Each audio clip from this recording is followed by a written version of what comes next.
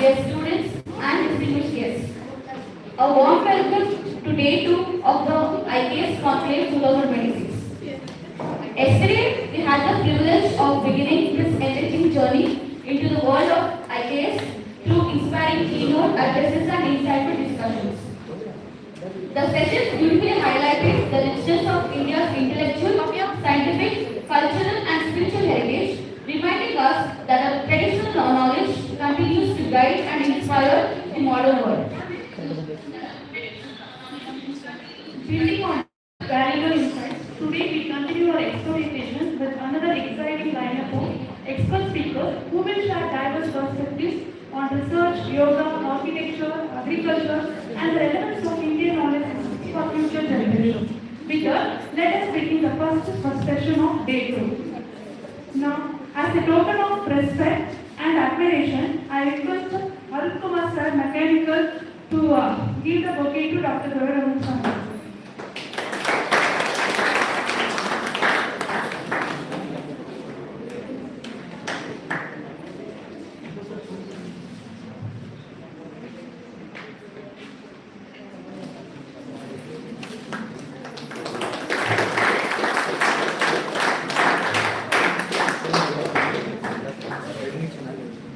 Indian knowledge systems represent a rich intellectual, scientific, and cultural heritage of our nation. From mathematics and astronomy to medicine, philosophy, and sustainability, IKS continues to offer valuable insights for addressing modern-day challenges. Understanding its relevance and identifying future business opportunities is essential for preserving and advancing this timeless wisdom. To enlighten us on this important topic, it is privilege to introduce our esteemed and resource person, Dr. M.A. Gaurav Sir, Senior Professor, Department of Artificial Intelligence and Machine Learning, and Director, IKS National Technological Institute. Dr. Gaurav Sir is a distinguished academician with vast experience in teaching, research, academic leadership, and quality assurance in higher education. He has been instrumental in promoting innovation, interdisciplinary research, and academic excellence within the institution. His expertise in artificial intelligence and research methodologies makes him an ideal speaker to present a comprehensive overview of the Indian knowledge system and their significance in today's academic landscape. We are indeed honored to have him with us today. May I now request Dr. M.A. Gaurav Sir to kindly come forward and deliver his enlightening address.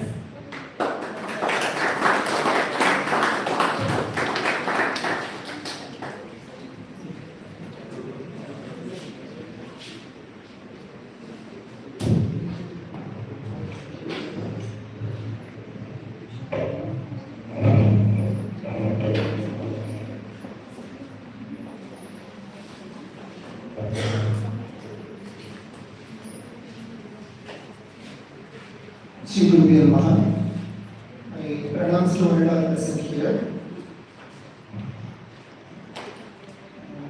As a continuation of the yesterday's sessions, today we will be seeing IKS need and research, scope of research, probably an introductory session on this thing, and a little bit I want to touch what we are doing as a course of IKS recommended by BTI in BTI. As most of the audience today are from our own institution, I thought I can touch upon that also. This is a topic, I will come to this title later. That is the title of the conference, coined by us. We'll talk about the title at a later stage. Probably after the sessions, when we had a final meeting with our chairman sir, almost what I prepared were discussed, all the HODs we know on that meeting. Whatever I wanted to start in the first 2 slides, sir discussed yesterday among us. This is the starting point of IKS. I briefly touch upon this topic. We know that in Indian tradition, this neem leaf, turmeric, salt, coal, charcoal, we we were using it for a very long time, more than many thousands of years back, which was never documented anywhere. What for it is used, what is its after effects or food effects, nothing was documented. But as a legacy, that is our title's first word, as a legacy, we were continuously using it. One fine day, what we found is somebody from, I don't want to mention those names, somebody from the Western country, they patented all those things, whatever I listed, neem leaf, turmeric, charcoal, salt, everything they patented, and they found some usefulness in that, and they claimed that this is their discovery, their research, and it was patented also. We have to say a big thanks to Dr. Mashankar, who was with CSIR. I had an opportunity to work with him also when I was in Chennai. He found that and he filed a case against them. He filed a case against IPR. I hope you all know about IPR. IPR is not only about patenting or filing a patent. If anybody finds it is not that or it is already patented, they can go to court. Always all your IPR proceedings will go along with legal proceedings also. Probably those who are doing that continuously, you may look into, you have to present it before the court, you have to prove that nobody has done that. Those are all the consequences of patenting. It is not just filing and showing it in the paper. So what he did is, Dr. Mashankar, he filed a case against those patent and the publications. It went on for a long period because the problem was they are having a proof. They did everything on their lab, tested it, they showed some results, like these are all having some good effects and medical effects, all those things they have. But when he was fighting that these were used 5,000 years back, there is a reference of, there was no proper documentation, and all the documents which he was showing also in Indian language, unfortunately in Sanskrit. Okay, nobody was able to read Sanskrit also when the case was going on in US or Europe. So we have to translate. When I am giving a document and I am translating, how the people will believe it? So those things were the problems, and after long years of fight, he won the case. He won the case and he cancelled all those patents. And it was proved that these are all indigenous, Indian products only, Indian discovery only. After that only, the government started giving awareness or eye-opener or whatever you call it. And they insisted all educational institutions, not only higher education institutions, all educational institutions to inculcate this as a course. And they now started encouraging IPR cell to be set up in every institution. Awareness of, probably the senior persons who are sitting here may know, when I was studying, there was no IPR concept and all. Or we were not that much aware when we are doing it during our publications or during our college days. Now every college is having an IPR cell. Every college should have a functional IPR cell. Every student should be encouraged to publish papers and patenting. Patenting is getting encouraged at all local corners now. This is the starting point. This is the reason that UGC, ACT or MHRD or your NEP, everybody is now insisting on this has to be done. You patent it now. Whatever you are finding it new, whatever you are digging it out of Indian knowledge, you patent it. Later we will see who is going to take up that as a research or proceed with that and all. We will see later. That is the idea of Indian government, and we started doing it, and this is slowly coming up now. As of now, to my knowledge, in IKS Research Center at Bangalore, IAC, they are currently running around 70 projects on IKS, technical projects. Okay, so slowly these things are coming, publications are coming, exclusive conferences are being organized in many leading institutions. One I can quote, the first IKS conference was organized by IIT Bombay. IIT Bombay organized the first exclusive conference on IKS, and it was very grand success. And we had this very recently, probably last year I think if I'm not wrong, we had an IKS conference in Benares Hindu University. Like this, so many places it is now coming up. Lectures were being given like that. That is the starting story. That is how we need to understand the need of IKS. Why we need to go for this Indian knowledge system. Fine. In the second, I asked some question during my introductory speech during the inauguration that like why IKS. I answered that during my session, or you will get the answer after the end of the sessions like that. Why we need IKS? From yesterday or during my class also, or whenever you hear this word IKS, Indian knowledge system, all those lectures also, we used to hear so many Sanskrit slokas, quotations from Upanishads, Puranas, Idikasas, and everyone will quote from Bhagavad Gita. Okay, Ramayana, Mahabharata. Is this IKS? Is this what we want to teach? Is this what we want to learn? Definitely my answer is a big no. No. IKS is not for teaching these texts which are already available in our country, or which are the what in Tamil we call it as a பொக்கிஷம். It's a treasure. We are having already.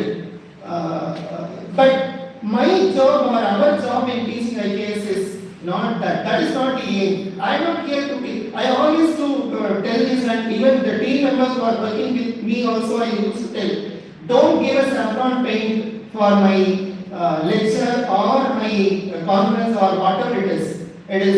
I don't want to put it into a very smaller circle of one particular religion or one philosophy. Very beautifully our chief guest told yesterday about the philosophy what we are following for longer times.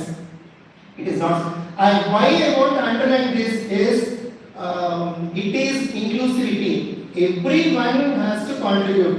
Without touching the Mughals' contribution in architecture, you cannot complete IKS architecture. Yesterday when I was talking to my Tamil professor friends, they were telling that they have an exclusive topic on architecture or what is that you put like that structures or whatever it is like structures or monuments and all those Kattadakal we call it in Tamil. So in that, if you want to talk on architecture, building, all those things, yes, we have lot of things to discuss right from Hampi or whatever it is. But I cannot finish my class without touching the Mohan's contribution in architecture. Why I want to tell is like, it is not about only that part, but when you want to understand, when you want to do something, when you want to have some reference, when you want to prove something as a documentation and all those things, yes, I need to take the help of these Upanishads, I need to take the help from the slokas, I need to understand all these things. So for that only, we are asking you to, yes, learn these things also. Without knowing, truly speaking, even I don't know how to read Sanskrit, what do you call that, scripts. Sometimes certain things I can understand. Okay, so being at least I need to thank Professor Nikki who took Sanskrit and IKS classes. We need to have an eye-opening session on a basic knowledge of Sanskrit grammar so that we will be able to decode or understand what is there in that script and tell it to the others. Because I learn it and then I am passing that slokas to you, you will get only 50% or 20% knowledge what is already written in that sloka. If you are able to read on your own and decode it, you will get the 100% essence. For that only, we are asking you, there is one chapter in IKS, Vedic corpus is there, Sanskrit grammar is there, so that you can learn that on your own without anyone's help. So that I want to make it very, very clear. And how you are going to relate this knowledge system. Forget about the word Indian. Knowledge system, of course we are talking on IKS, so knowledge system in India. The knowledge system in India, how you are going to implement it in robotics, how you are going to implement it in communications engineering, how you are going to implement it with ML, with AI. That is the challenge. I never miss Dr. Nageshwari ma'am class. Whenever ma'am used to take class, I used to attend completely, even repeatedly, whatever ma'am talks also, I will find something new to learn. Yesterday when ma'am was, I could not attend the complete lecture, when ma'am was completing that final portions, when I came, ma'am was talking about pan magic square, there is a break, diagonal break, also we can have that magic square like that. Suddenly it struck me, that is what we are doing in Karna map. When we are folding the Karna map to the corners and it gets folded up, the left side corner and the right side corner entities will become the adjacent squares. And we, probably those who know the Karna map can understand this. That is what is being explained. See, this is where I want you to put your mind. It is not listening to the slokas, it is not listening to the Gita, it is not listening to the Ramayana. Yes, that is what we are giving the lecture. But where you can put your technical knowledge, luckily maybe we will be having a good session about our ongoing projects in BTI. Just one project I want to highlight here. One batch of students from RO, they are bringing out a robo which is going to, which will act as a tutor. Robo tutor. Then we thought, from where we are getting, see, robo is not something coming from the heaven, automatically, what do you call that, Swayambhu. We have to train it, we have to give all the inputs to it. From where is the reference for the knowledge systems we are imparting to that particular machine regarding it acting as a tutor. That knowledge system was already developed in our Gurukul system.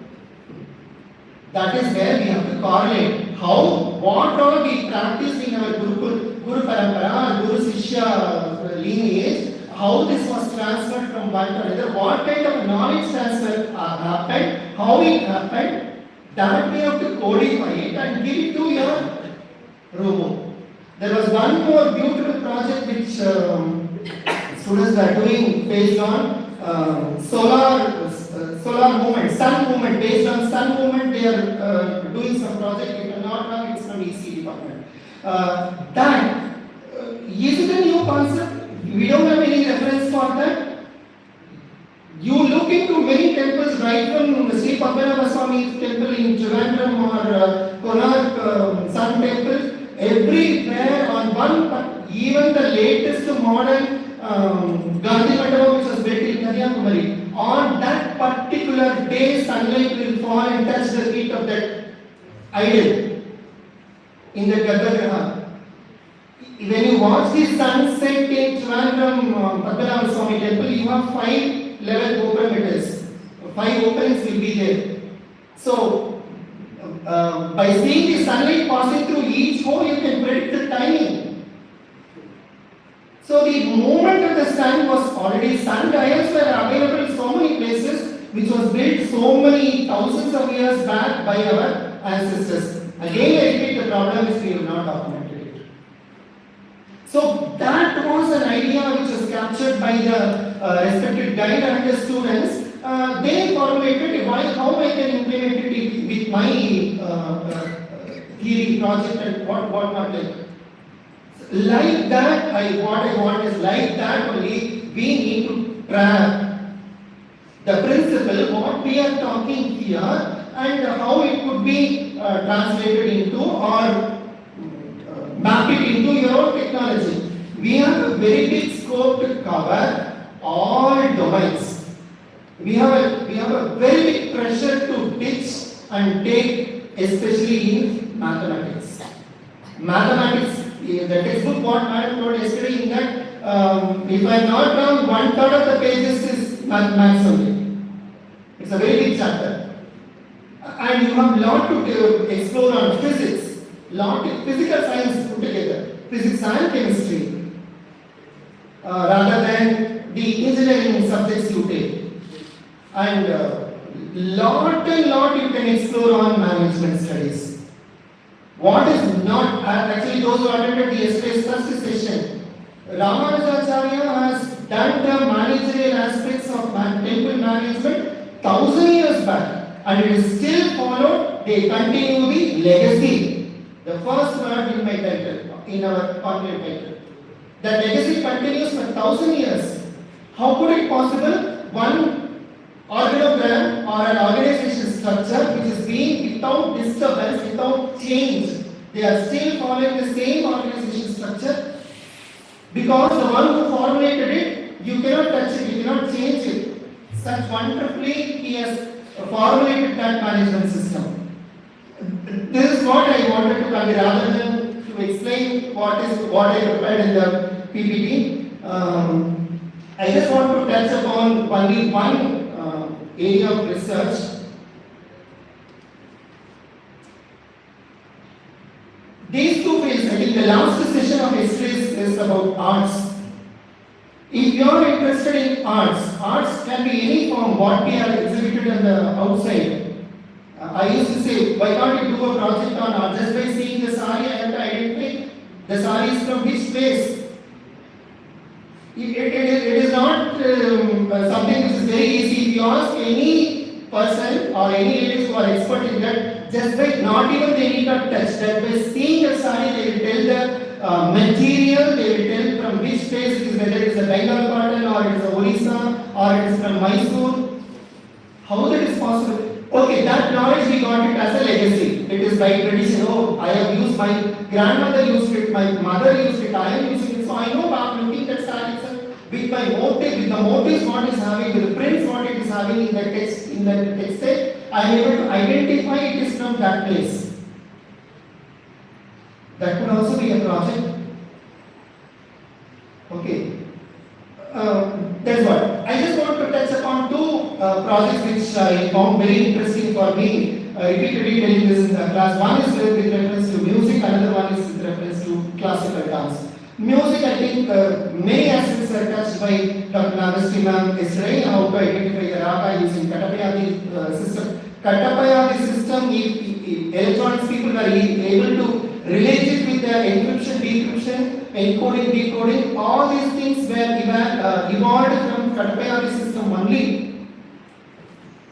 If you are able to correlate that Kattapayadi system table with what you are doing here in encoding, decoding, what you are doing in your encryption, that itself is going to be one PhD work.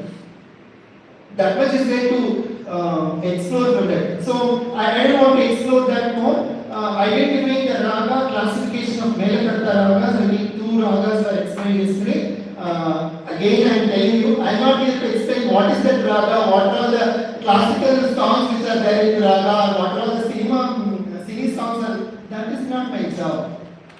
My job is that raga is having some frequency combination, 7 frequency combination, how this is being formed with the permutation combination, what happens when that frequency gets changed, completely related to electronics project. Of course, you can have your digital signal processing or ML or AI into that. Clear? So, when it comes to dance, in the classical Bharatanatyam dance, we have a special thing called as Karanas. Karanas are nothing but postures or poses. These postures you can see in any sculpture, in any monument or any temples. Whenever you go to any temple or any monuments, some women's structure or a male structure will be there, and they will be not standing straight in attention. They will be with some pose. These poses are codified, combined by Bharata Muni in his Natya Shastra book, and he listed of 108 different poses. Each poses have been written as one sloka. These slokas are decoded by none other than Padma Bhushan Dr. Padma Subramaniam, who is a very prominent Bharatanatyam dancer from Tamil Nadu. She codified it, decoded it, and she evolved a complete a dance format called Varnam, combining all these 108 Karanas.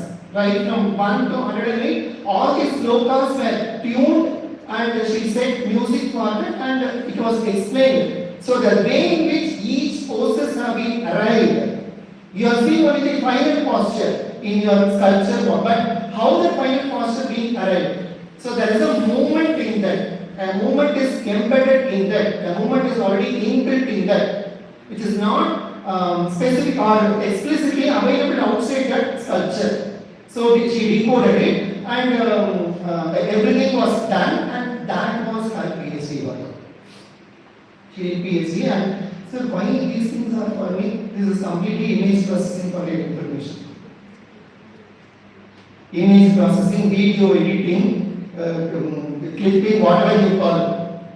That is what Madam has done. We have a Indo-Japan Ilango Center in Kalpakam, Mahabalipuram, near Mahabalipuram. She has, see, Madam has not done only her PhD thesis and done the research. She made this as a complete, what do you call it? It is it's something like a monument or an exhibition, whatever you call it. Very big building where all these things were showcased with all the posters, explanation of each of the slokas, how this is being decoded, how you remember, how this one sculpture was split into different frames, how this was combined. It is exactly image processing and video editing, nothing else. It is the same. But the difficulty, what Madam has written one very good volume wherein these things were explained. The difficulty what she faced is to collect the sculptures of all 108 postures from the temple. If you could read the story, she climbed up the Chidambaram temple and Virudhachalam temple, that 7th floor Gopuram. The 7th floor, 6th floor only she could find that 100 after 100 that those poses. She and her mummy, brothers and sister, both of them being ladies, both of them climbed into that Gopuram individually, and they cleaned their bad excretions. She collected around 24 to 27 bags of bad excretions just to see one sculpture. That was the amount of data collection they did. It is not like just typing the Google and get the data. What we are doing now. That was the difficulty. In 3 temples in Tamil Nadu, these sculptures are available. Those who are planning for a visit, you can have those things. One is in Chidambaram, one is in Virudhachalam, and one is in the famous Brihadishwara temple, Tanjavur. But Tanjavur it is not possible to see because it is inside the temple in a secret room. And it is not completed, only 96 sculptures like that, not 108. Where in all other temples, even at the entrance, first Gopuram itself, in the entrance itself you can see all the 108 postures. So that's about this project. And these things only we are seeing outside. What are the different arts or art forms which are available from different parts of the country, like Kerala, Ural Prince, Odisha, Padachitra, motifs in saris and all other dress materials. What I wanted to insist here is like, if you find that, excuse me because I am from Tamil Nadu, so I can give more quotes from Tamil Nadu region only. I need to explore more. Just now I started exploring this Talakadu and other places where you find more of these topics related to this. You can find a very beautiful institution which is dedicated for arts and culture called Kalakshetra. They have their own product of saris, like how you are having different varieties of saris, different varieties of dress materials. You have a Kalakshetra brand saris, which is very different. And Dr. Rukmani Devi Arnel, she actually reframed all the motifs which are not now in use, which were used in thousands of years back, which are found in sculptures, which are found only in the text. Those motifs were taken up and reframed, and that was being put in the saris. So these things are only the opportunities like we can explore on arts. And the other important thing is like Panchangam. Unfortunately, when I talk this to students, many students don't know what is that Panchangam is because Panchangam is not available in any of the houses now. At least we are seeing the calendar only in the some calendar app. I used to bring the Panchangam and show the Panchangam to the students. Kannada Panchangam, not Tamil Panchangam, so that it will reach the students more. So many informations are there. They predicted when the eclipse or the movement of sun and moon is going to happen. So much years back, or it's a very simple, not simple. It's a mathematical calculation. Which date it is going to happen? Which part of the world it is going to be visible? Please think, these are not simple things. These are very complicated things which were, this is the knowledge part, this is the Indian knowledge part. We have to dig that, and if you are able to give an algorithm for this, if you are able to give an app for this, so that someone just give the data and that will give you the theory or the yoga or nakshatra, whatever you want for that particular day, that is a project. That's what I want you to tap here. It is not like what is there in Panchangam, should I understand all this? Yes, you have to understand that. Without knowing the Dakshinayana and Uttarayana, Ayana, two Ayanas are there. When I am talking about Ayanas, many of them are asking, what is Ayana?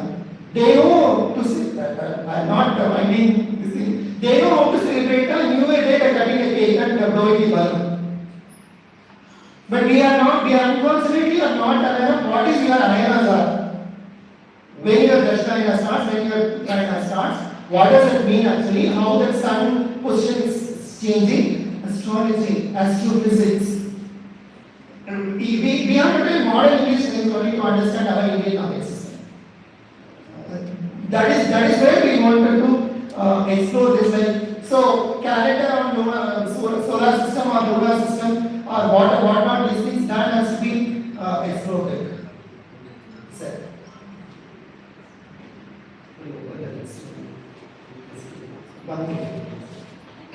See, coming to our IKS course offered by BTU by BTI, what we are teaching. Actually, this conclave, when principal sir asked us to conceive, sir's idea was like this course is being taught to already 2 batches of students, and during our journey, so many experts who are involved in that in taking classes, we were invited by other institutions to deliver the same topic or related topic. So, sir asked that when you are going and delivering the lecture, not me, my team, myself, chemistry ma'am, and all. So, when you are invited to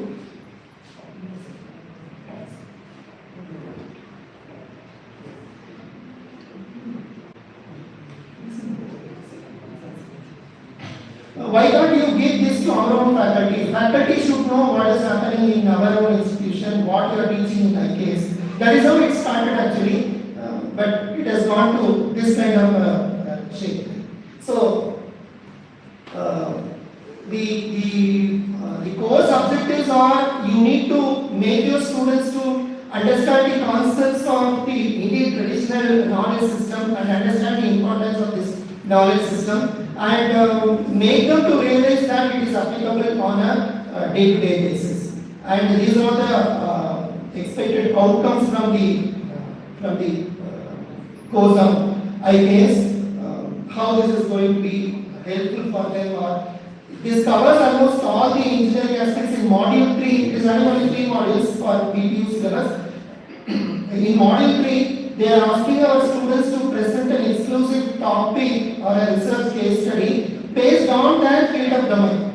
If somebody is from civil, they have to present a civil-oriented topic, what they learned from IKS. That is how the syllabus is framed. I'll come to this at a later stage. So, first module is about the overall classification of the IKS corpus, then Vedic corpus, Vedic principles, how all these things are classified. Generally, I don't touch this very elaborately. I will just give the output or only the gist of all these things. So, because this is not that, you need to have a knowledge that's all.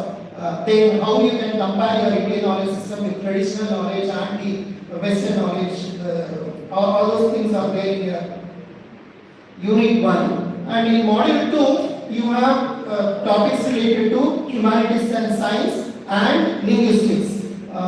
So first it starts with sound. I remember when I was doing my BTech in ECE, we had an exclusive paper on acoustics. We studied exclusive paper on acoustics, including the anatomy of ear. How ear acts as and the vocal cord. How you can correlate the vocal cord and the ear with your speaker and the amplifier or whatever it is, mic. So those things were coming from this Indian knowledge system only. How these sounds and the listening capability are codified there. And this also you had the yesterday's sessions. Spanish, Sanskrit grammar. Some of the basic things on Sanskrit were also touched upon. Then number system completely related to mathematics. How this number system. To your surprise, we are having the number system to infinity also in our Indian knowledge system. It's not just like, and we are having a reference for decimal number system. We are having a reference on binary number system in our Indian knowledge system. So all these things has been explored. Katapayadi systems, distance, weight, and all those things are also there. Vada, how the arguments can be made. Then physics, you have lot and lot of things to explore. Then chemistry also you have. Then this is about chemistry. Dravya, Guna, Karma, and all those things are related to chemistry. Pramana is how you can verification and validation, what you call now in your testing, software testing. Software testing, if you want to be software testing, software engineering, please learn IKS. Everything is done in your Indian knowledge system, like Anumana, Upamana, what is Sabda, all these things are also there. Then complete mathematics, all these topics are covered by our Indian knowledge system. Contribution of all these topics by ancient Indians 5,000 years back. That was a surprise. One of the professors in the audience was asking about the reference of trigonometric terms. It is there, and the conversion tables are also there as sutras, formulas. How you can convert from sin theta to cos theta, everything is there. But the thing is, I know that much knowledge in mathematics. Of course, on other subjects also. Probably those who are interested, those who are having knowledge, please explore that and get those things out related to the modern things, like physics and chemistry. Arts, it covers everything: architecture, Vastu Sastra, Silpa Sastra, folk arts, Indian forms, all this, astronomy, astrology, crafts and trade, engineering and technology. And the module 3 covers on architecture, town planning. That's what we are going to have on the third session today. Very massive session. Architecture and town planning. Yesterday we had a session on town planning of Srirangam temple. Very beautiful town planning will be there in Madurai temple also. Concentric squares, you see from the aerial view. Madurai temple you have a concentric squares. Srirangam temple itself is temple planning itself is 7 corridors. We don't know, you may not even realize that you are entered into the temple premises. It was such a big, because up to the first 4 corridors, you will be seeing shops and houses. Once you cross the 4th, enter into the 5th corridor only, you will realize, oh, I entered into the temple. Such a huge and big planning, town planning or architecture planning happened so long back. Then probably the expert is here to explain these things in the very next session. Yoga and food. Then this also I think Sam may cover. And finally, it comes to the governance and public administration, and it concludes with SDG, sustainability. Sustainability, how you can relate to your IKS. So I just want to conclude with this thing. See, now every program heads would have done the what do you call that? PO attainment. If the guys are giving lecture how to diagnose PO attainments or PO mapping, whether it is IKS or whatever the subject. So PO attainment, when your program is not attaining that particular PO, when you are going back and see, we always think that or blame that the non-related, non-engineering courses are not mapped to your PO. Correct. And IKS. What PO I can map to IKS? When I am teaching Ramayana, when I am teaching Bhagavad Gita, when I am teaching yoga, I don't have anything related to those things in my PO.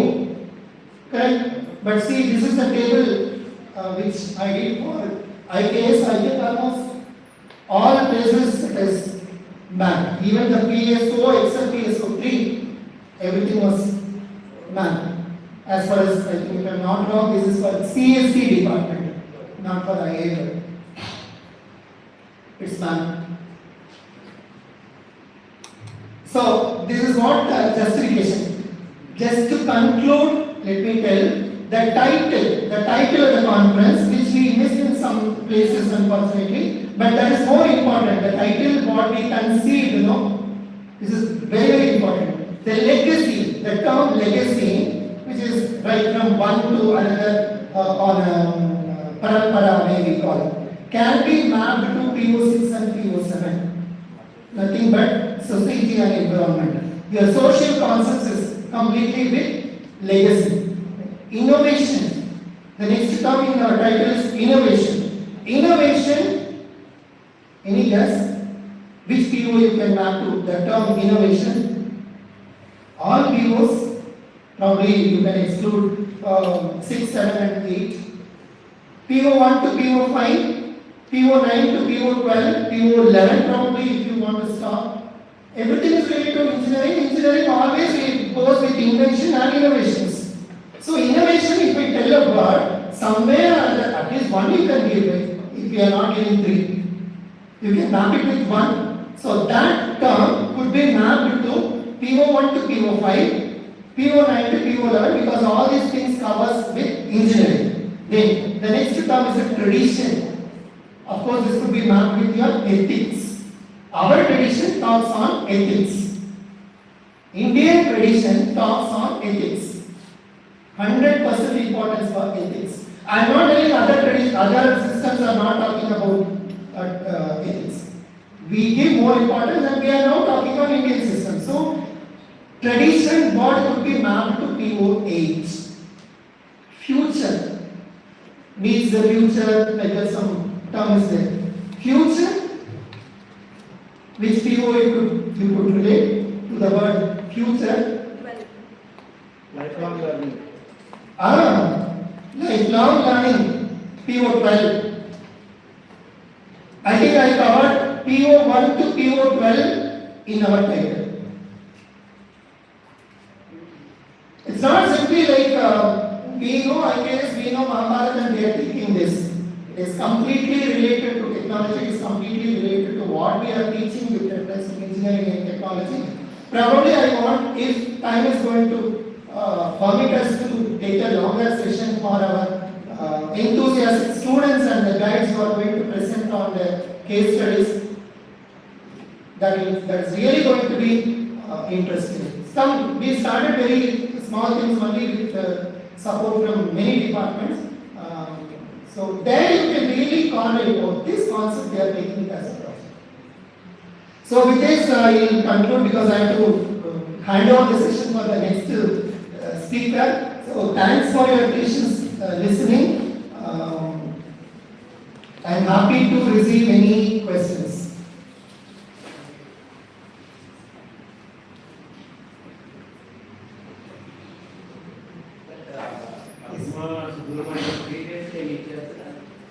Yes, sir.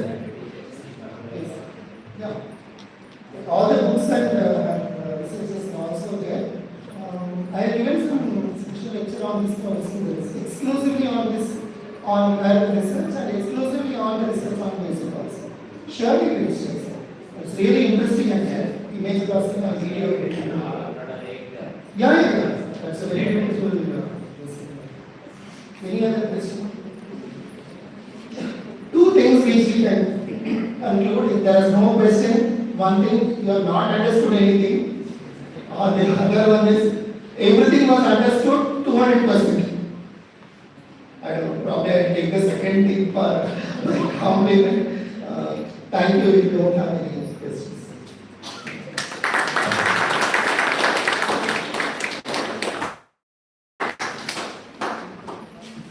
Thank you so much, sir, for sharing your valuable insights and experts. Now I request our respected principal, sir, to give your appreciation letter to our resource person, Director Sir.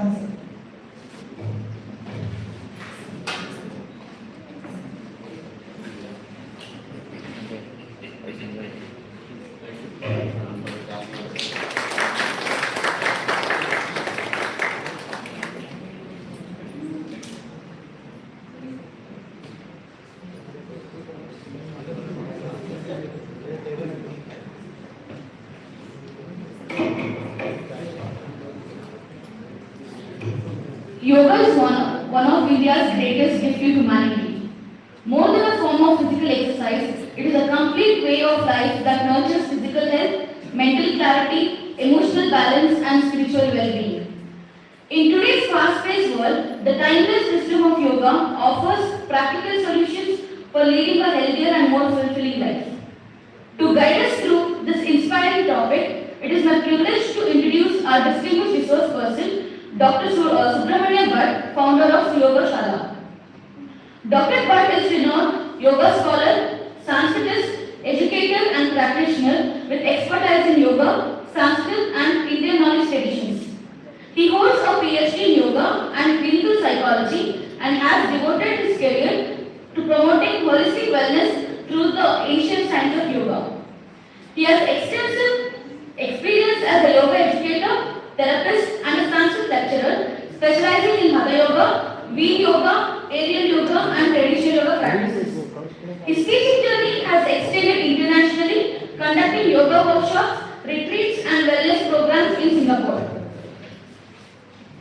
Among his many achievements, he is the global first prize winner of the Government of India's My Life, My Yoga video blogging contest in 2020 and a proud recipient of 2 gold medals from the University of Mysore. We are privileged to have such an accomplished personality with us today. I kindly request the resource person to come onto the dais and I request Dr. Shriram Reddy sir, Professor AML HOD to give away the bouquet.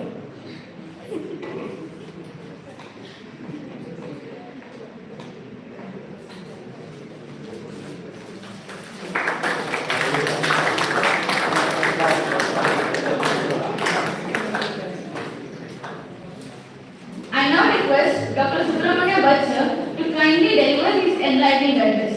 Let us all welcome him with a warm round of applause.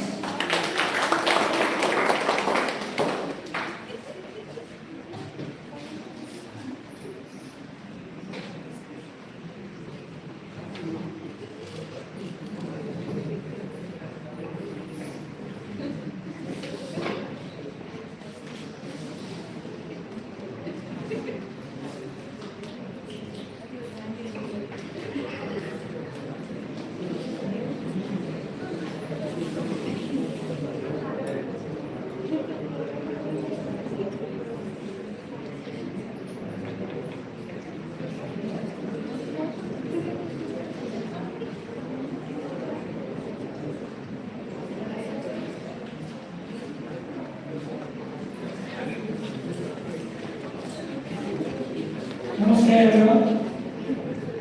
Good morning all of you. First of all, thank you so much for joining us today.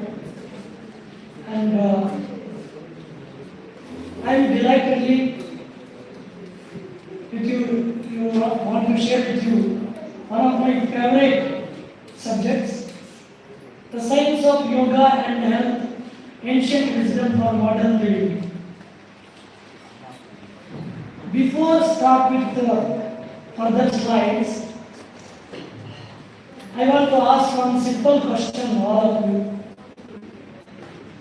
Usually at the end of the presentation, we will have question and answer session, but in this special session, I want to ask in the beginning.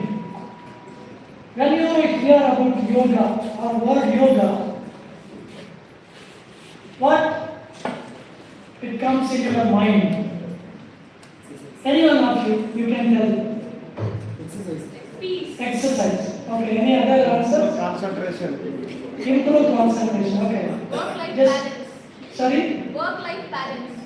Work-life? Balancing. Okay.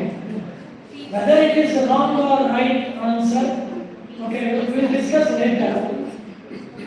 First of all, yoga means philosophy.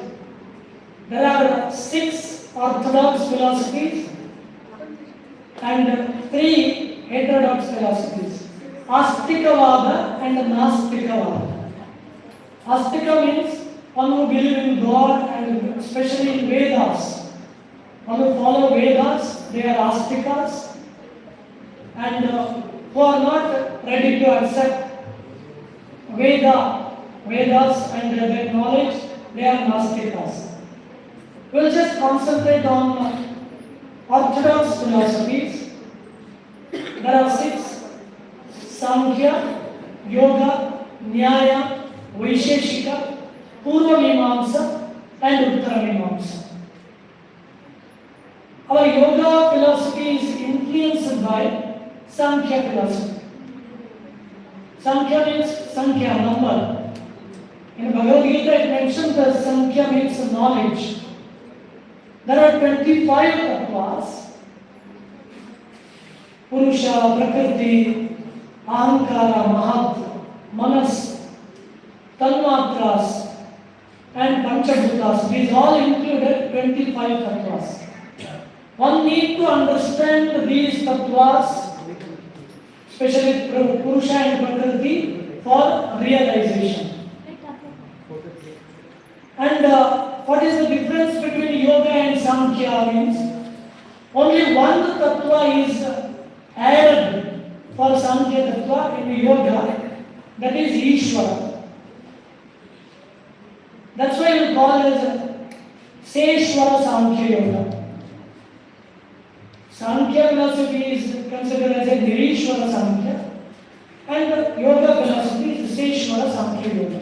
Ishvara is included. Who is the creator, maintainer, or protector, and destroyer of the world. Kevalam Ishvara Ichcha. Everything will run whatever he think or whatever he sankalpa. In philosophy, mainly we are discussing 3 things: Jiva, Jagat, and Ishvara. Jiva means individual soul, and Ishvara, of course, supreme soul, Jagat. How this world is created. Every philosophy will discuss on these 3 things. And all philosophies' aim is to get realization. Especially in yoga, everything is practical. Who will do the practice, he will get success. All other philosophies, Jnanatmaka. Only yoga is Anushtanatmaka. Jnanatmaka means who have very good intellectual, they can achieve this or they can reach the final goal in all other philosophies. But in yoga, it's a 99% practice, only 1% is theory. That 1% is Guru. Guru Padishtam Argena, Yoga Abhyasam Samabhyasya. One who learned yoga practice or techniques from the Guru only, not YouTube videos. Okay, now I will continue with one small story. Might you know about this story? There are 6 blind men, and they are close friends and want to decide who is the smartest fellow in that group. At the same time, there was one elephant is across the road. They heard the sound of elephant and they don't know, right? They did not experience what is the elephant and they don't know anything about the elephant. So one person touched the elephant and he said, elephant is like a wall, it's very strong. And another person wrote the trunk of the elephant, he said, snake, elephant is like a snake. And another person holding tail, telling it's like a rope. So different perception of the individuals. Here I want to conclude in this slide. Yoga is like that. Yoga have many wings or many schools of yogas. We can see in all Indian classical texts. But yoga is like an elephant. In our own view, we are thinking, yes, this is the yoga, bhakti yoga, karma yoga, jnana yoga. In later slides, we can see, I will give the more conclusion about these things. Sankhya, Yoga and Nyaya Visheshika, Purva Mimamsa, Uttara Mimamsa. What I said before, Yoga is Adhishthanaatmaka. Now, almost established knowledge is Vedanta, Upanishad. Vedanta means the last chapter of the Vedas. There are 4 main divisions or 4 parts of Vedas. Brahmana, Samhita, Aranyaka and Upanishad. Upanishad have full of spiritual knowledge. One need to learn these Upanishad or spiritual knowledge from the Guru. That is what Upanishad meaning. Upanishad. In this Vedanta Upanishad, more than 200 Upanishads are there. Many Upanishads tells about the yoga. In those ancient time, especially in Rigveda or Upanishad time, it was lifestyle. Yoga means lifestyle. They used to practice all yogic techniques in their day-to-day life. Nowadays, when you hear about yoga, first thought comes in our mind, asanas. Only physical exercise. But asana is like a tail of the elephant.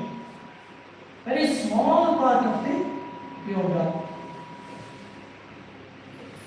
In Upanishads, there are 4 Mahavakyas. Ayam Atma Brahma, Aham Brahmasmi, Tattvamasi, Prajnana Brahma. These all Mahavakyas conclude one need to realize in his life. Atmano mokshartha jagadhitaya.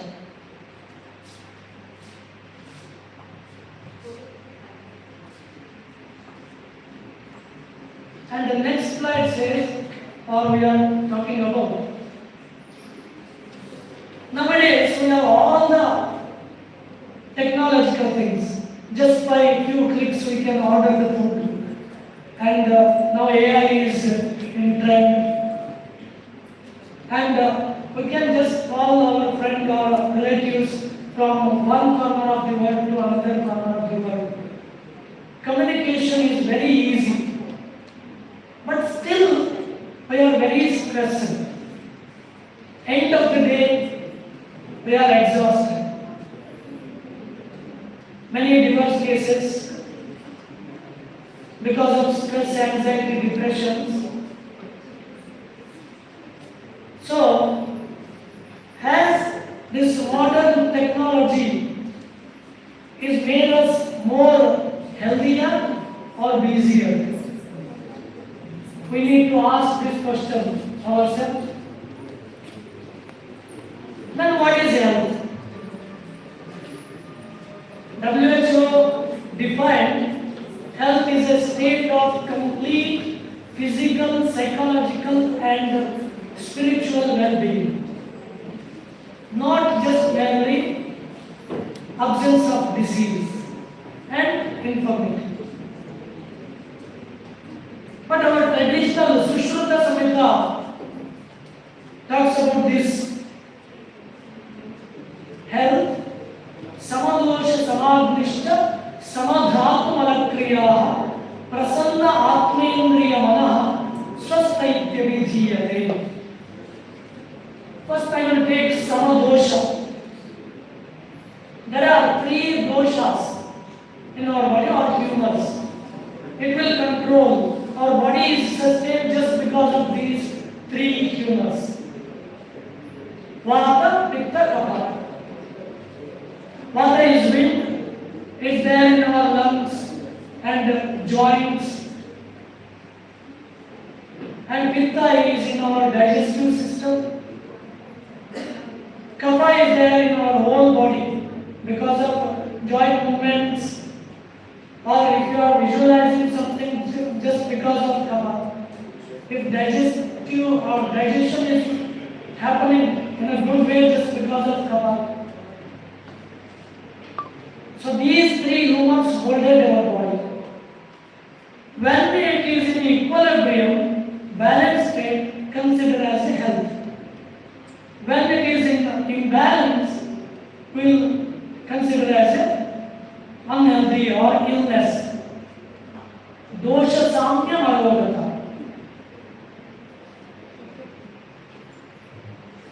And first samadosha I considered samadnishta. Agni, digestive fire or metabolic fire. Not only in our digestive system, if we have skin color just because of Agni in our body, and visualization just because of this Agni, it should be in a balanced state. Samadhatu malakriya. There are 7 dhatus or formation of the tissues in our body. But we have food. It will convert to rasa, rasa to rakta, rakta to mamsa, mamsa to majja, asti, medha, then shukla. The finest formation of the food is shukla, what we can call in medical term sperm or ovaries. When this formation happens, there is some byproducts, wastage, nails, hair, or waxes what we get in ears. These all byproduct or wastage in our body. This should be in balanced state. Malakriya, excretion or whatever we have waste in our body, it should be eliminated in a proper way. Last line, it will not mention in the WHO or medical term, prasanna atmendriya manaha. One should have joyfulness in atma and soul, sensory or motor organs and manas. That is what health. Nowadays you will feel right. If they don't have disease, will consider as healthy person. But yoga says or Ayurveda says these all qualities one must have. Means we must have enough energy to enjoy our life. That is what health. Why you are getting illness or unhealthiness? Because of many chronic diseases are linked to lifestyle. Nowadays we spoil our lifestyle. Don't have good lifestyle. lack of exercise, unwanted foods or junk food we are going to intake, knowingly or unknowingly, and very less sleep. Many people have sleep disorder nowadays, insomnia. Tell me how many of you sleep 6 hours in the total? In night, 6 hours. Yes, thank you. Minimum 6 hours required for good health. 8 hours is not really required because excess always is poison. Okay? Ati sarvatra varjaya. Yes, excess eat, excess sleep, these all will spoil our health. Which one? Yeah. Means he is relaxed. He is relaxed, he don't have stress. Okay, another thing is we are spoiling our health just because of stress. There are two kinds of stress actually, good stress and bad stress. One should not have bad stress. Negative emotions. So these are main few things we are getting chronic disease. We are what we repeatedly do. So one must follow good sleep, quality sleep is required. And diet. Diet is nothing but selection of food. Nowadays diet means, there is some misconception, diet means less eat. No, diet means selection of food. And one must do at least 15 to 20 minutes some physical activities. Now I will come to core part of this presentation. What is yoga? There are two meanings for yoga. Yujur yoga and yujis samadho. Yujur yoga means union of the individual soul and supreme soul is yoga. Means one have to achieve this unionness in his life. Individual soul when merges with supreme soul, that is what yoga. Yujis samadho. In Vyasa Bhashya it's mentioned self-realization.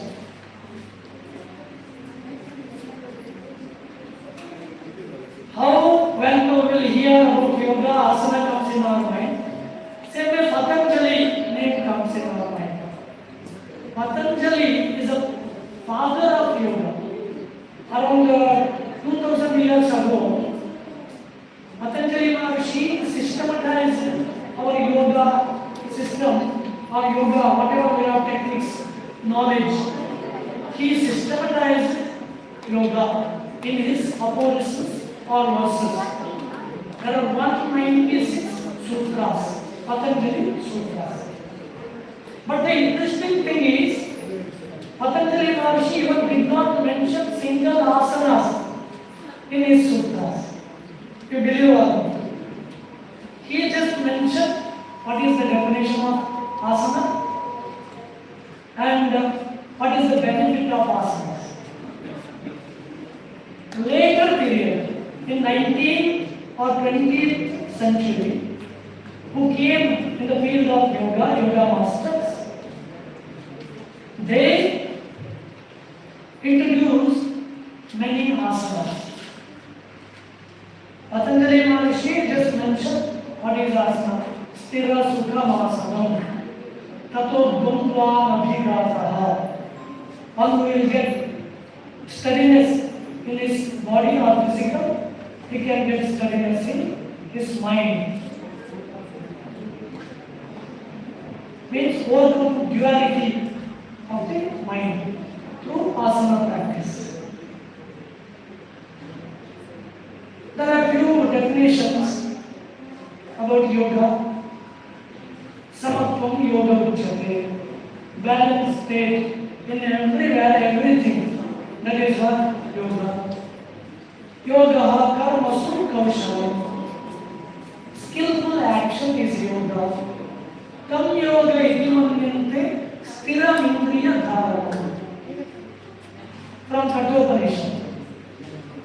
One who have control in his sensory organs and mind, that is what yoga. See, everywhere you have seen, mind control is first priority in yoga. But normally what do you think? If person have good fitness, okay, looking good, then yes, he is a yoga master.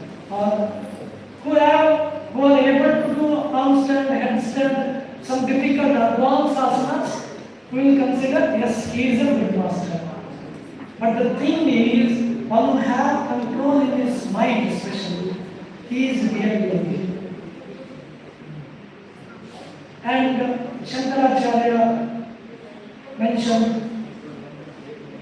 apraptasya prapanameva yoga, which will not get normally, especially what will get or what will control, that is what yoga. Atma paramatmayo sanyoga eva yoga, that is what union.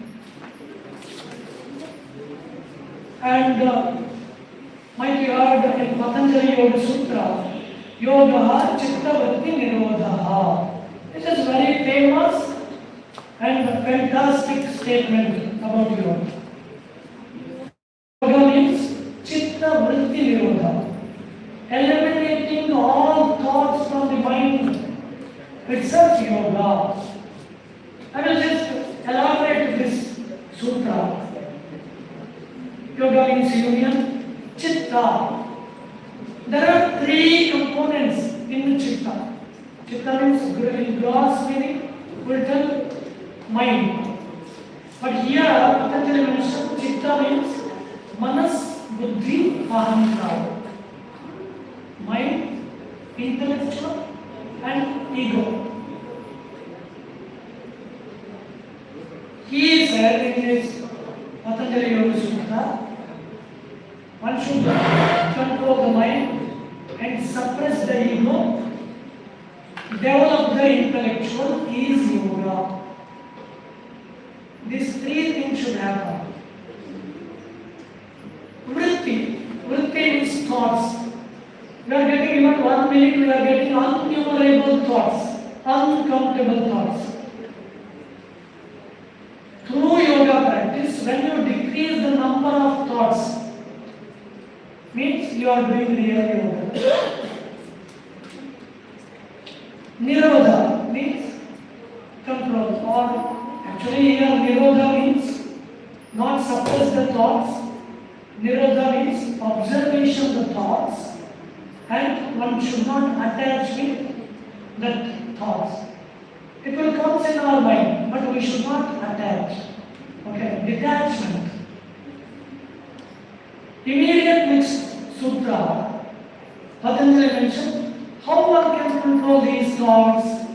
Abhyasa vairagya tannirodha. Abhyasa means practice. Everyday practice, regular practice. And Satudirghakala Nairantarya Satkara Sevito Dridhabhumi.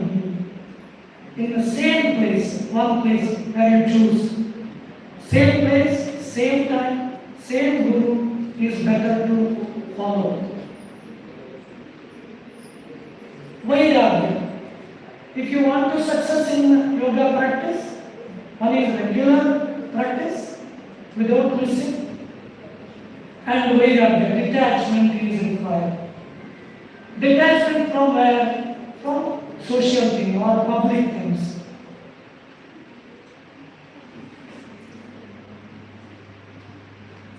Our mind is like a lake.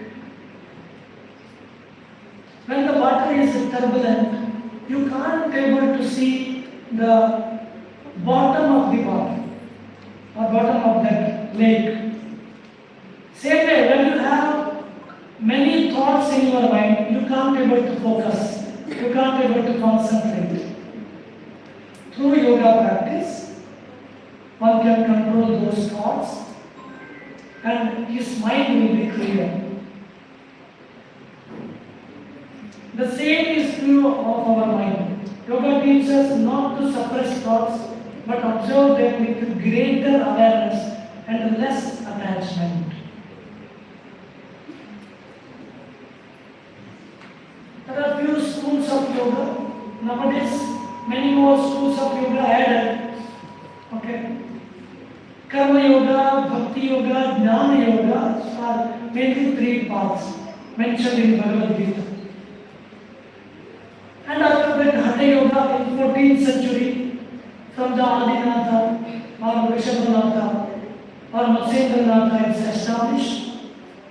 Raja yoga, Ashtanga yoga. Karma yoga is a selfless action. Bhakti yoga, devotion towards God or complete surrender to God. Jnana yoga, the yoga of knowledge. One need to read the scriptures and follow the Guru Tattvas. These all comes in Jnana yoga. Hatha yoga. Hatha yoga is physical discipline. Raja yoga is internal or mental discipline. Ashtanga yoga has 8 limbs. Means 8 limbs of discipline. Then confusion starts. Which yoga I have to choose? Right? Who are very good physically strong, young and energetic, they can follow karma yoga, selfless action. Karmanyevadhikarasya ma phaleshu kadachana. Ma karma phala heturgu ma te sangostu karma. One should follow selfless action. It's suitable for youngsters. Okay, those don't have very good intellectual or they are not ready to emotionally connect with something, better to follow karma yoga. And bhakti yoga for emotional people, easily they can surrender. For example, is Hanuman, Radha, Meera, these all devotional people comes in this category. And Jnana yoga, the yoga of knowledge. We are very good intellectual, physically not enough strong, emotionally also. Knowledge people they will not follow emotional things, right? They will just follow the scriptures and Jnanenaiva Kaivalyam. This is what their slogan. They will follow just intellectual thing. It's suitable for them. So you can choose your own path. And the Hatha yoga need, again, Hatha means actually Gata. Okay, our body itself a mud pot. Through yoga agni, through yoga practice, one need to get strongness in that physical. Raja yoga, more internal. Dharana, dhyana, samadhi in this Raja yoga. Means doing meditation continuously. One day they will get salvation. Ashtanga yoga, 8 limbs. Yama, niyama, asana, pranayama, pratyahara, dharana, dhyana, samadhi.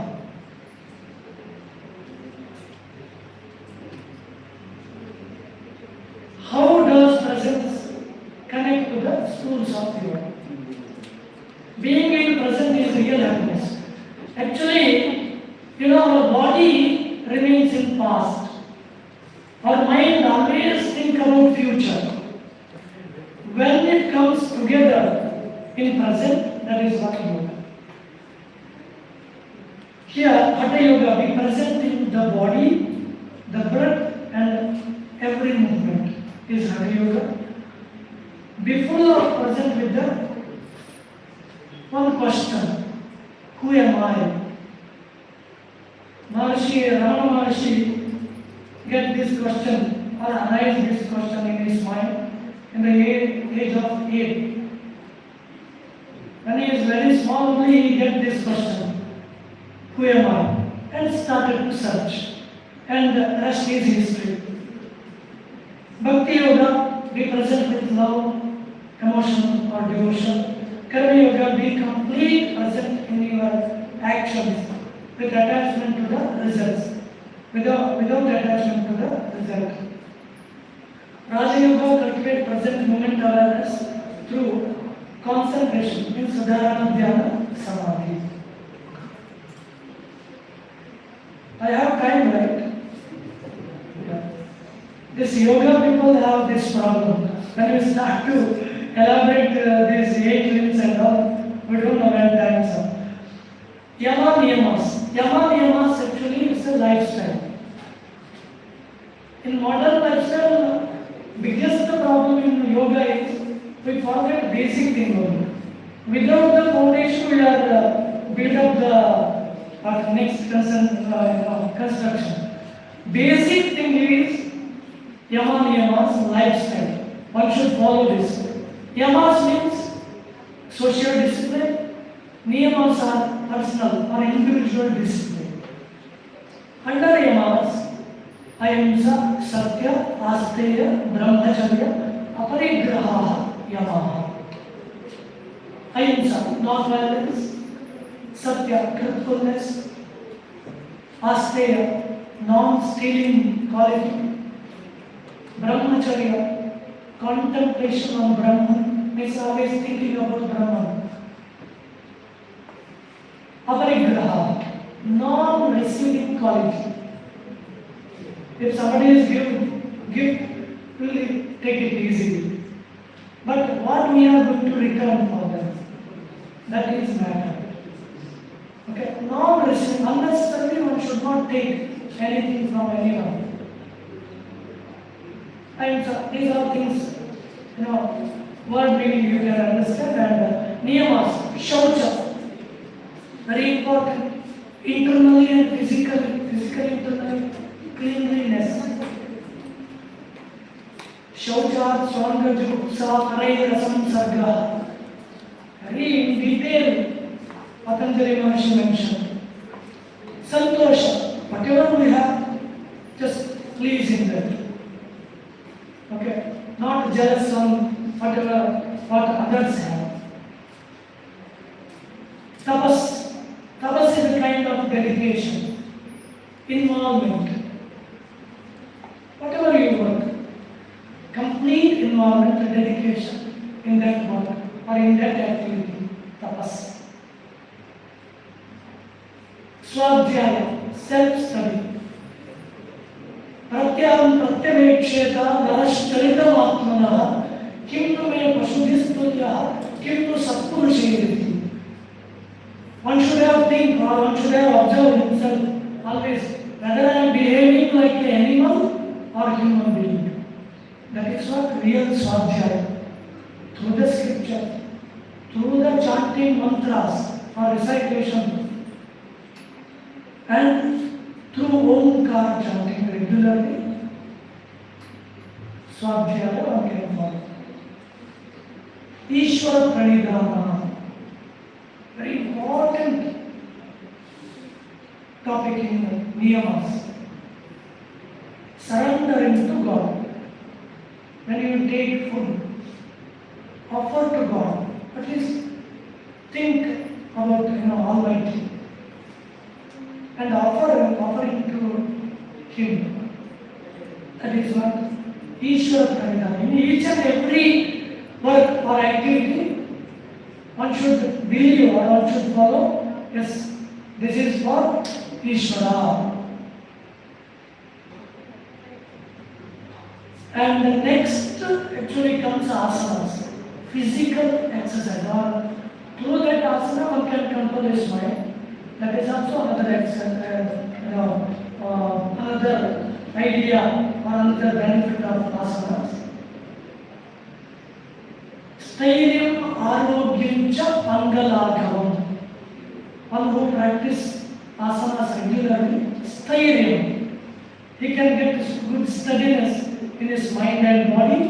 Arogyam, good health. Angalagavam. After 1 week or 2 weeks of practice, you will get lightness of the body. You can feel that. First week, of course, you will feel body pain here and there, shoulder pain, knee pain, hip pain. It's very common for everyone. But after 2-3 weeks, you will really feel the real benefit of asanas. Angalagavam. Hagura feel ಆಗುತ್ತೆ. ಅದು feel ಆಗುವವರೆಗೆ ಬಿಡಬಾರ್ದು ಆಸನ. ಅದಾದ ನಂತರ ನೀವೇ continue ಮಾಡ್ತೀರಾ. Most of the people have this problem. They will join yoga classes. After 1 week or just few days of practice, feel starting, pain, body ache, then they will stop. And also they are blaming yoga and yoga master. Searching for another teacher. Can start. So it is not a fault or drawback of yoga or yoga master. You need to continue. After 2 weeks also, then you will feel the essence of yoga. Angalagam, you can feel it. And pranayama. After master over asanas, one should adapt pranayama in his practice. Nowadays, this is also another problem. We will do half an hour of asanas, then immediately pranayama starts. Okay, if yoga teacher is not going to talk that pranayama, we will start to blame. You don't know pranayama, that's why you are teaching. Actual thing is, after 1 year of practice, one can start pranayama. Abdadurdhvam bhavet siddho. Abdi means 1 year. Natragarga vicharana. Don't blame the system, just follow the system. And after master over asana, 6 months, you can get mastery over pranayama. I mean, you can regulate your breath. And pranayama will give this, clear state of mind. After pranayama only one can start dharana, dhyana, samadhi. Because your mind is stable. Even Bhagavad Gita mentioned, right? Stiram kaya shama samagrivam dharayam nachala stiram. One should get physical steadiness first. Then pranayama, dharana, dhyana, further things. Pratyahara. Pranayama means, I said, regulation of the breath. In olden days, Rishis, sage or saint, they could be able to alive hundreds of years. Okay, in Puranas and all it's mentioned. How is it possible? They are well known how to control prana, means life force. There are 5 pranas, right? Prana, apana, vyana, udana, samana. Different portions of the body will have different pranas. Hridik prana. Prana is in our heart. Gude apana. Apana, that downward force in our excretory or genital organ. Vyana, vyana sarva sharira. It is in our whole body, in circulative system. Prana, Pana, Vyana, Udana. Udana Kantha Desheshu. We can able to deliver the word just because of Udana Prana. And last one is Samana. Samano Nabhi Desheshu. It is for digestive system. See, is it needed more than this? Yoga is a science, as well as yoga is art. So one who able to regulate these pranas then definitely he can elaborate or he can expand his lifespan. That is what our ancestors did. And they know very well, if left nostril breathe, cools our body. If right nostril breathe, it will increase the body temperature. There is no need there. Just by observation and many years of close connection with our body, mind and breath. They are real scientists. I mean, without knowing these laboratories and other equipments, I used to scan just by observing the nadis and swara. That is what swara shastra, observing the breathing pattern or movement. Pranayama. So there are so many pranayamas. I think I don't have much time to elaborate. 8 pranayamas. Okay, Surya Vedana Ujjayi Vastrika Brahmari Tata Sheetkali Sheetali Chaiva Malagini Testa Kumbhaka. Whatever we do Anuloma Viloma, it's not pranayama, okay? To be frank, it is just purification technique, not pranayama. Pranayama means one should regulate the breath, means holding the breath either internally or externally. Kumbhaka.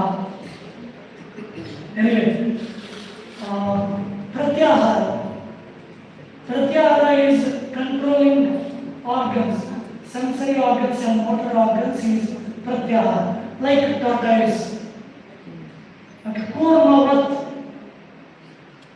ಆಮೆ ಹೇಗೆ external ಏನಾದರೂ disturbance ಆದರೆ ಹೇಗೆ ಒಳಗೆ ಹೇಳ್ಕೊಳ್ತೋ ಎಲ್ಲ ಅಂಗಾಂಗಗಳನ್ನು, ಹಾಗೆ ನಾವು ನಮ್ಮ ಸೆನ್ಸರಿ ಆರ್ಗನ್ಸ್ನ ಜ್ಞಾನೇಂದ್ರಿಯ ಕರ್ಮೇಂದ್ರಿಯಗಳನ್ನ ಒಳಗಡೆ ಹೇಳ್ಕೊಳ್ಬೇಕು.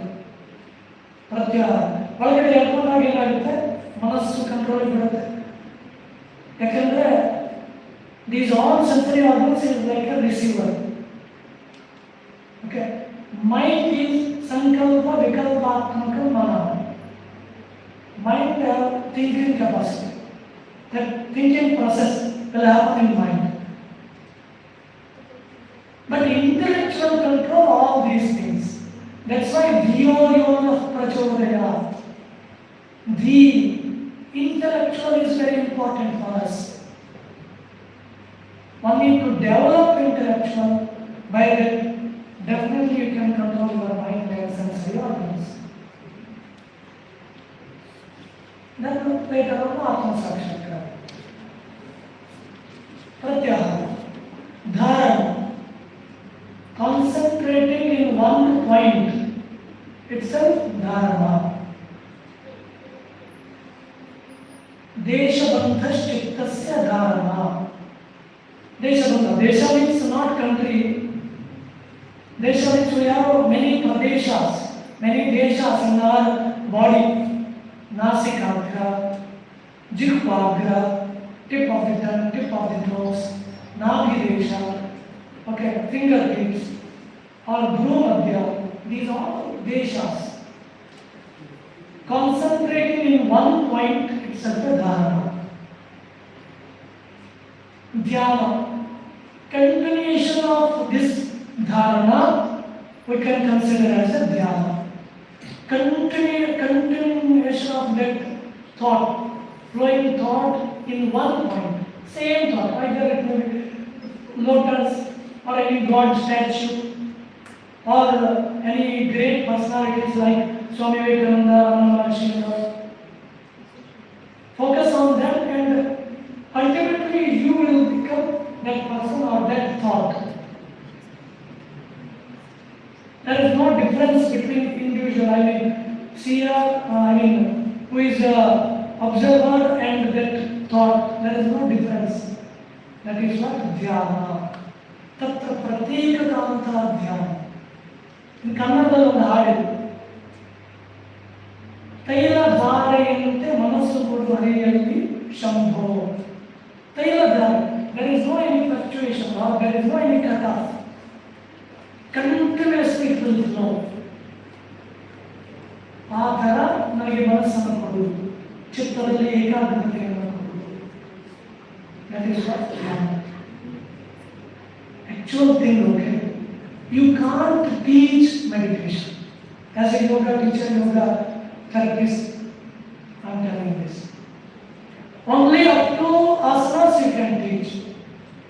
Or pranayama, fine. After that, it's individual practice. Okay? One should do practice himself. I mean, there is no guru, only who are master or who are realized, they can bless us. Samadhi, chittaikagrata samadhi. ಚಿತ್ತದ ಏಕಾಗ್ರತೆಯ ಕೊಟ್ಟ ಕೊನೆಯ ಸ್ಥಿತಿಗೆ ಸಮಾಧಿ. ಅದರಲ್ಲೂ ಕೂಡ ಬೇರೆ ಬೇರೆ ವಿಧಗಳಿವೆ. ಸಂಪ್ರಜ್ಞಾತ, ಅಸಂಪ್ರಜ್ಞಾತ, ಹೀಗೆಲ್ಲ. ಸಂಪ್ರಜ್ಞಾತ means with thought. Okay, what we are getting stage of salvation, that is samprajnata. There is no thought at all, is asamprajnata. Nirvikalpa samadhi, or kind of like that. Modern yoga often focus on the third limb. The traditional yoga offers complete framework for living well. Yoga is an ancient science. How they observe our body means by many days of observation. They experiment on our body. Even Sushruta and all in Ayurveda, Sushruta is the first surgeon in this world. And Patanjali Maharishi is a great yogi, and he mentioned we have 5 states of mind. Kshipta, Vikshipta, Mudha, Ekagra, Nirvana. In Kshipta state, I think in kindergarten and all, you have seen kids are jumping here and there, and they can't able to sit in one place, even few minutes. Our mind also like that, many times. That is a Kshipta state. Too much fluctuation or so many thoughts in mind. And Vikshipta, compared to Kshipta, less thoughts. Mudha, completely ignored. Okay, like how cloud will cover the sun and can't able to get the light. Same with Mudha. Murka, kannadalli helbekandre. Ekagra, concentrated mind. Nirodha, chitta vritti, nirodha. Complete unconscious or complete dedicated or involvement or higher state of concentration. Ancient yogis studied and through the body observation, the breath, mind. Our body and breath and mind is connected to each other. Especially mind and breath. When our breath moves, our mind moves. One who is able to control his breath, he can control his mind. I remember now, Bhagavad Gita, Arjuna is a great warrior. He is well-known person, very good scholar, but still he will get duality in his mind and ask Sri Krishna, please bless me, give me knowledge. Okay, I can't be able to control my mind. How to control my mind? Chanchalam Imanat Krishna Pramadhi Balavadhrana. Vayurakiva Krishna. Even I can hold air or wind by my hand, but I am not able to control my mind. How is it possible? Please teach me. Then Krishna said, only you can control your mind just by Abhyasa Vairagya. Abhyasena tu kaunteya vairagyena cha grihyate. Means you can control your mind by control your breath, and vairagya. Detachment is required for elaborate that concentration. So Bhagavad Gita and Patanjali Yoga Sutra tell same thing. And so pranayama is required for controlling the mind. In olden days, Shravana, Manana, Nididhyasana used to follow for learning techniques. Shravana means just hearing what Guru says. Manana, repetition of that same thought or that knowledge. Again and again, remembering that knowledge. And Nididhyasana. Whenever it comes, time comes, applicable that knowledge. Nididhyasana. In this body, breath and mind, I will take body first. We have 5 sheets in our body. Annamaya, Pranamaya, Vijnanamaya, Anandamaya. Annamaya, Pranamaya, Mamomaya, Vijnanamaya, Anandamaya. Annamaya, our body is sustained by food. So one should take quality food. Otherwise body will spoil, body will become like a garbage. Okay, wastage will be more. Annamaya. Annamaya Sharira, you can make it fit and fine by asanas. See how I am going to coordination on this. Pranamaya, next. Life force or Pranamaya Sharira, that shape. More internal than Annamaya Sharira. You can purify by pranayama. Manomaya, mental body, through dharana or dhyana meditation or prayer. Vijnanamaya, psychic body, or we can say this Vijnanamaya means how, what you call sixth sense and all. Okay, that layer. Or intellectual layer. So one can purify this intellectual layer or Vijnanamaya Sharira by prayer or with full of dedication, tapas. Anandamaya is complete blissful state. There is no any fluctuation, there is no thoughts. Okay, there is no any bondage or any lively or worldly things. That is what Anandamaya Sharira, complete joyful state. Anando Brahme Divyajana. Taittiriya Upanishad.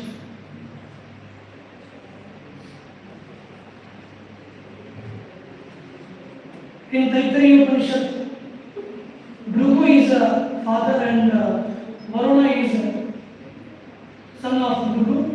Varuna will ask how I can realize. He will tell do the tapas, do meditation. He did tapas many years and came back, asked his father, okay, I did. And he asked, father replied, what do you understand? He said that this physical body itself is a Brahman. Then Satapo Tapyata, Satapas Tapva, go and do again meditation. Okay. And repeatedly it happens, and finally he decided, or father blessed him when he said, Anando Brahme Divyajana, Ananda, complete blissful state is Brahman.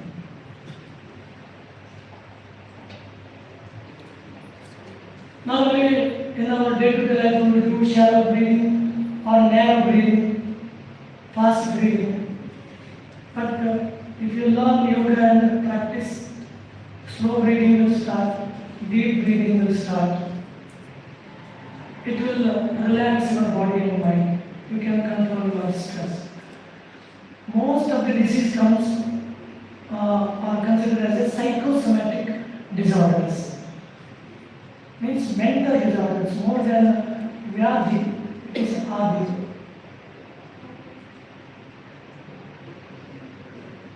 We have time, right? Just a few minutes. We'll do one activity. Yeah. 1 minute of breathing exercise. Okay? Just everybody sit in comfortable position wherever you are. And your arms should be in chain mudra. Palms over your knees. Close your eyes. Observation on breathing. Inhale. Exhale. Deep inhale. Complete exhale. Inhale. 1, 2, 3, 4. Exhale. 4, 3, 2, 1. Keep breathing. Sanjay. Calm down your mind. Try to get pulse rate in your tip of the thumbs. Sometimes you will get in one hand, either right or left hand. But when you are able to get in both hands, yes, your mind is concentrated. Focus on breathing and try to feel the sensation of the breath and the length of the breath. When you inhale, you can feel the cool sensation. Supplying oxygen to body cells.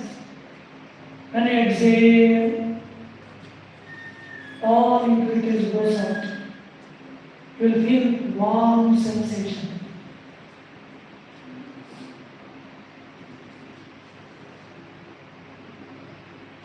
I will give one tip for this. Whenever you have some important meeting, or you can tell your students, just they are going to write the examination or something, debate or something. Better observation on breathing. Definitely you will get control in your mind. Presentness is happiness. Okay? Gently open your eyes.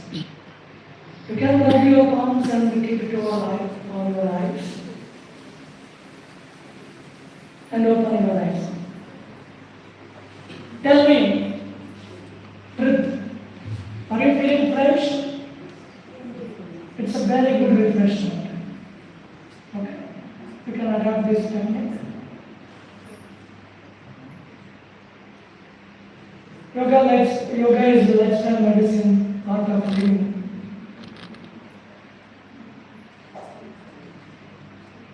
Modern science and science meets ancient wisdom. It's like a Ardhanarishwar. Without Shiva, Nari means Parvati can't able to sustain or can't able to live. Same way, without Parvati also, he is Parvati Parameshwara, right? So it's not at all possible. So modern science and ancient yoga is one must adapt in this. Like both are required. And here I mentioned how we are going to examine the disease or problems and what is the solution. Small daily habits definitely can change your life. There is one great master in yoga, BTI, might you heard. He is a Padma Bhushana in yoga field.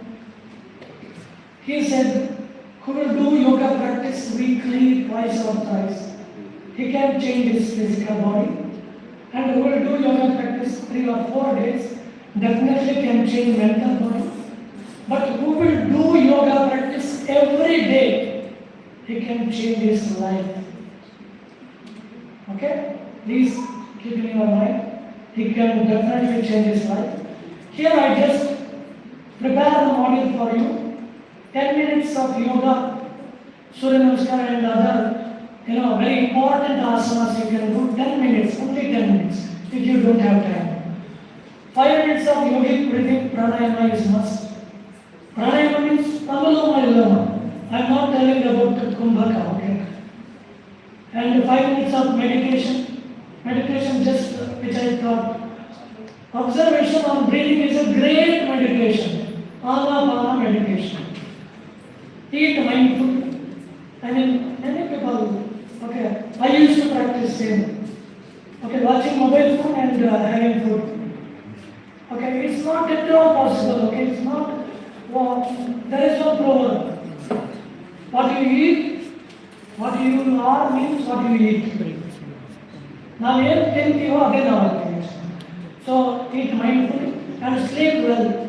Quality sleep is required. Even though 4-5 hours is enough, but sound sleep is must. Show kindness. If you love others, okay, everything will be fine. DM Nagde, okay, another Padma Bhushan. Always he will mention in his speech, don't hate anyone, it will spoil your health. Okay, so love everyone and you can maintain your health. Practice prayer and gratitude. So the attitude of gratitude is highest. And consistency matters more than perfection. These are the myth of yoga. I am not flexible enough. Okay, when you start yoga and continue yoga, definitely you will get flexibility and stamina. I am too old. Okay, every journey starts from first step. Please do yoga every day. It's my recommendation. I am too old. Hatayava Pradipka says, Yuva Vruddha Vruddhova Vyadito Vruddha Vruddha Abhyasa Siddhimapati. Means Yuva, youngsters, kids, or old people, everybody can do yoga. There is no any limitation or there is no any restrictions in that. Yoga is only for men. Of course, women are need more need yoga, but men also need it in the same way because women there are different stages in their life than compared to men. Yoga is a religion. Okay, completely disagree with this. Jati Desha Kala Samayam Vichhinna Sarvabhauma Mahavrat. Yoga is for everyone. There is no any limitation for only for Hindus, only for this category. Not at all. Yoga is beyond the religion, caste, and everything.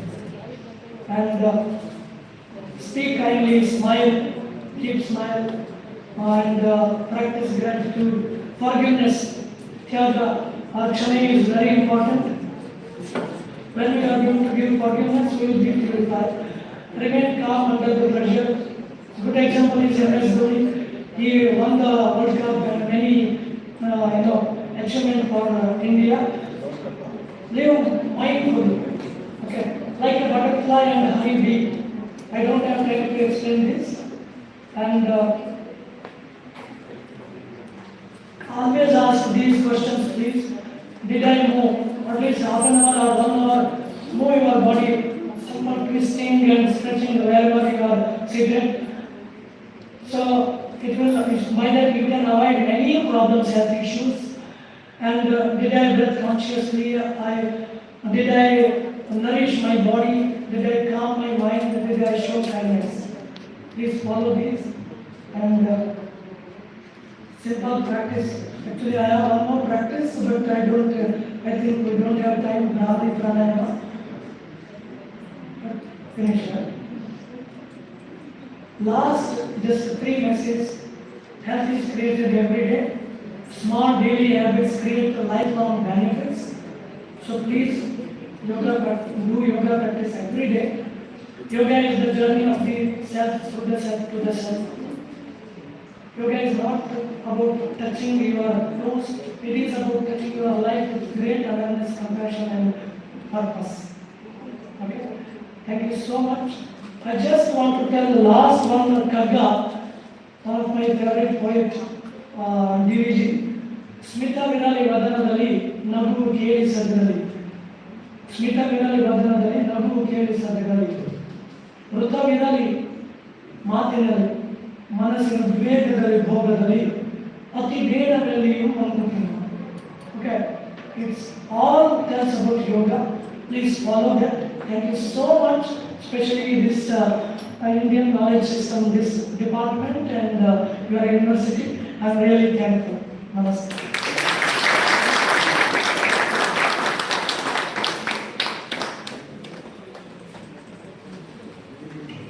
On behalf of our institution, I extend my heartfelt gratitude for your valuable time and for delivering such an insightful session.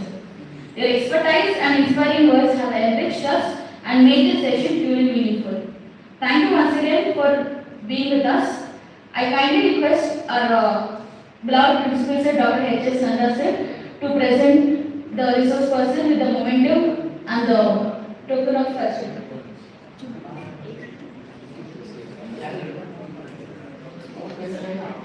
Please, sir.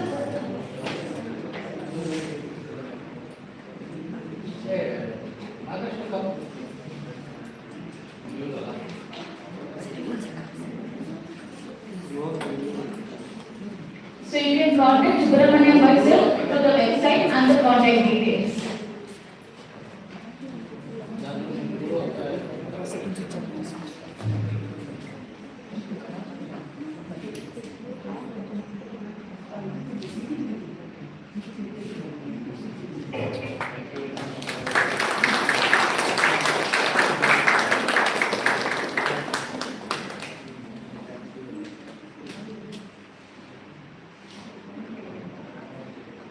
Thank you, sir. Everyone can take a break of 5 minutes and then come back for the next session. Thank you.